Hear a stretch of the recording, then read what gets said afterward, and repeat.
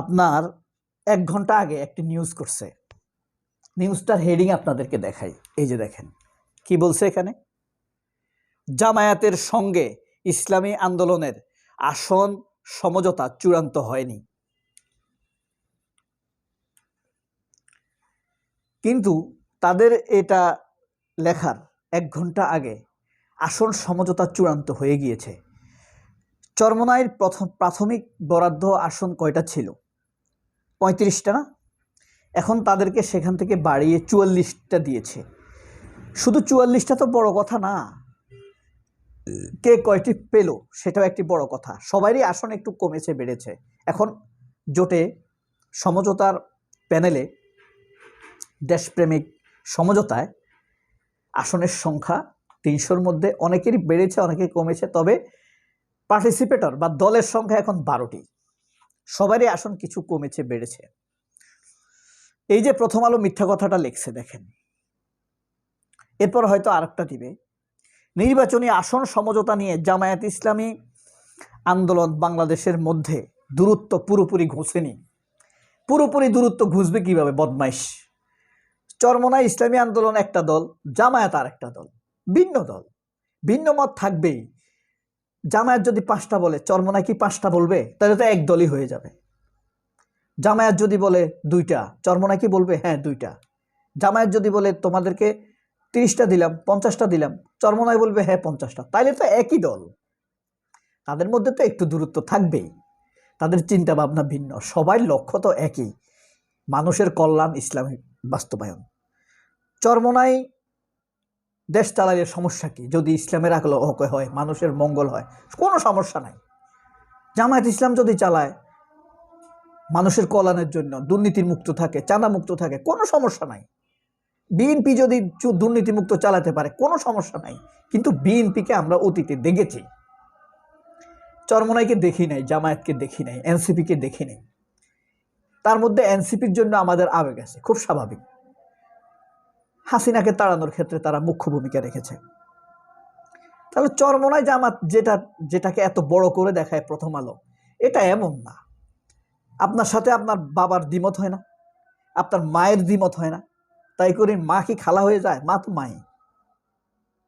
মার লোক সাথে যখন ঝগড়া হয়, তখন কেউ একজন এসে যদি আদর দেখায়, সে কি মা হয়ে যায়? মা গালি দিলেও তো মা, তাই না? তো তাদের মধ্যে এই দূরত্ব তো থাকবে। আমরা যখন 2 ভাই একসাথে খেতে বসি, সরি আমার এমনি ভাই নাই, 2 ভাই যখন একসাথে খেতে বসে মানুষ, তখন একজনের পাতে দেখা গেছে একজন সিম বেশি পছন্দ করে, আরেকজন কপি পছন্দ করে। এই পার্থক্য হবে না? খুব স্বাভাবিক। এটা নিয়ে এমন কিছু নাই। জামায়াতও দেশ চালাইলে চালাক, চাঁদা মুক্ত, দুর্নীতি মুক্ত, শান্তিপূর্ণভাবে চালাক, মানুষের কল্যাণ হোক। চরমোনাই যদি ভালোভাবে চালায়, চালাক। হ্যাঁ, বিএনপি চালাক, কিন্তু বিএনপিকে আমরা অতীত দেখে ফেলেছি। যাই হোক, এখন আমি সবচেয়ে ছোট দল থেকে শুরু, ছোট দল না মানে যে আসন কম নিছে, এখানে সবাই সমঝোতা, কম কেউ দেওয়ার নাই, কেউ নেওয়ারও নাই। মানে নিজ নিজ বিবেকের আলোকেই আমরা ধরে নিচ্ছি যে কে কত আসন নিবে। বাংলাদেশ ডেভেলপমেন্ট পার্টি 1টি আসন, লেবার পার্টি 2টি আসন, জামায়াতের আসন কমে গেছে। লেবার পার্টিকে মোস্তাফিজুর রহমান ইরান, ডাক্তার মোস্তাফিজুর রহমান ইরান। নেজামে ইসলাম পার্টি 2টি আসন। জাতীয় গণতান্ত্রিক পার্টি জাগপা, শফিউল আলম প্রধান, মনে আছে? খুব দুর্দান্ত বক্তৃতা দিত ওনার ছেলে, 2টি আসন। এবি পার্টি 2টি আসন। এলডিপি 5টি আসন, মানে ডক্টর অলি আহমেদ, ডক্টর কর্নেল অলি আহমেদ। বাংলাদেশ খেলাফত আন্দোলন 5 আসন। খেলাফত আন্দোলনকে মামুনুল হক হুজুর। খেলাফত মজলিস না, খেলাফত আন্দোলন মামুনুল হক হুজুর না, এটা হলো, আমি ভুলে গেছি এটার আমিরের নাম। খেলাফত মজলিস আহমদ আব্দুল কাদের 7 আসন। বাংলাদেশ খেলাফত মজলিস 13 আসন। এটা মামুনুল হক হুজুরের বাবা প্রতিষ্ঠা করছিল, এই এখন মামুনুল হক হুজুর নেতা। তবে মামুনুল হক হুজুর ভুল করছে। আচ্ছা যাই হোক, এনসিপি 29 আসন। এনসিপির আসন কয়টি ছিল? 30টি ছিল, কিন্তু একটি ছেড়ে দিয়েছে তারা। ইসলামী আন্দোলন বাংলাদেশ অর্থাৎ চরমোনাই 44টা আসন, তাদের ছিল 35টা, এখন 9টা বাড়িয়ে দিছে। বাংলাদেশ জামায়াত ইসলামী 88টা আসন। চরমোনাই একটা পাক, দুইটা পাক, আমার কথা হচ্ছে সংসদে যাক। সবচেয়ে বুদ্ধিমানের কাজ হইতো কি জানেন? চরমোনাই যদি এবার 5টা আসনে ইলেকশন করতো, 10টা, 5টা কনফার্ম করতো তারা। সংসদে 5 জন প্রতিনিধি যাওয়া তো বিশাল ব্যাপার, চমৎকার হতো।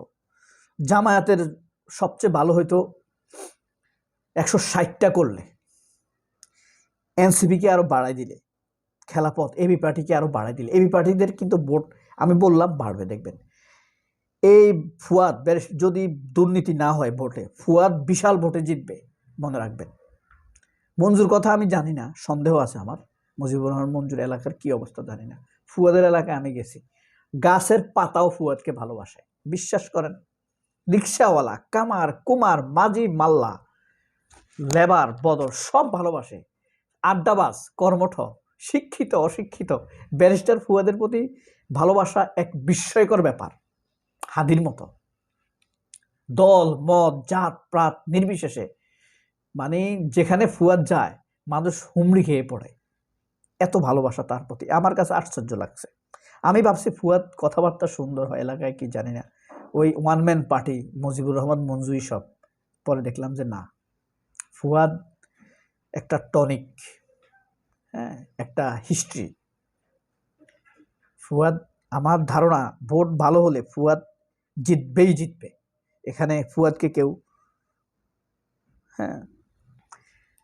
তো এখানে একটা বিষয়, হাদির জন্য, শহীদ হাদি রহমতুল্লাহ আলাইহির জন্য সবাই দোয়া করবেন। হাদির এ যুগের প্রাণ এনসিপি, হাদির প্রাণ জামায়াত, হাদির প্রাণ ফুয়াদ, হাদির প্রাণ চরমোনাই, হাদির প্রাণ মামুনুল হক, হাদির প্রাণ হ্যাবট।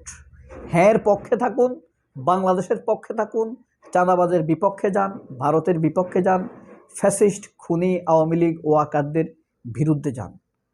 হ্যাঁর পক্ষে থাকুন, অটল থাকুন, অবিচল থাকুন।